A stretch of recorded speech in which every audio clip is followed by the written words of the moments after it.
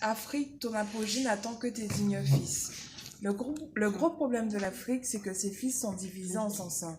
D'une part, il y a les plus jeunes qui regardent vers l'avenir, la modernité, prônent un retour aux sources, recherchent les doctrines panafricanistes.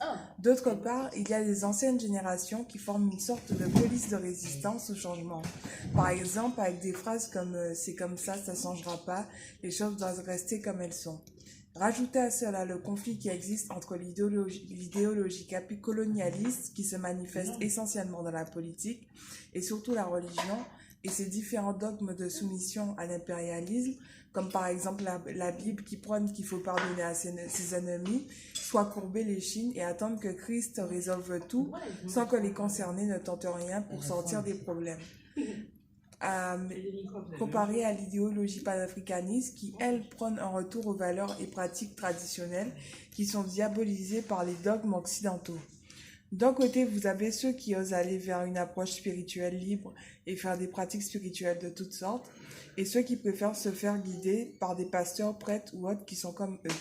En plus de cela, depuis plus de 400 ans, les Noirs de tous les pays des Antilles, de l'Amérique et de l'Afrique sont victimes d'une éducation profondément colonialiste où toutes les pensées qui sont contraires au règne de l'Occident sont vite rejetées, censurées par l'ensemble avec des c'est pas possible, c'est comme ça, comme par exemple le développement de l'Afrique. Comme solution à tous ces maux, les Noirs de tous les horizons devraient reconquérir leur négritude en abordant les anciennes valeurs africaines et surtout égyptiennes comme dans la maths traditionnelle ou les tablettes dédiées aux sciences spirituelles comme la psychologie, la psychonomie, la chimie ou bien des arts artistiques.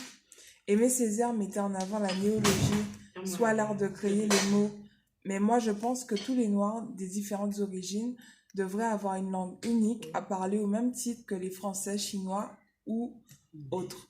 Il est difficile en Afrique, dans la Caraïbe, en Amérique de se comprendre. Il y a trop de langues différentes par tribu. Nous pourrions ainsi détruire les frontières entre les nègres, mais aussi permettre la revalorisation de l'identité noire. Les Noirs ne doivent plus être des simples acteurs de leur réalité, mais se défendre à chaque fois que cela est nécessaire.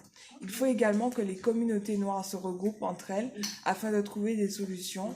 La Bible n'est pas un livre saint, mais certaines de ses paroles sont sacrées, au même titre que le Coran. Les pharisiens et scribes les ont rédigées et modifiées.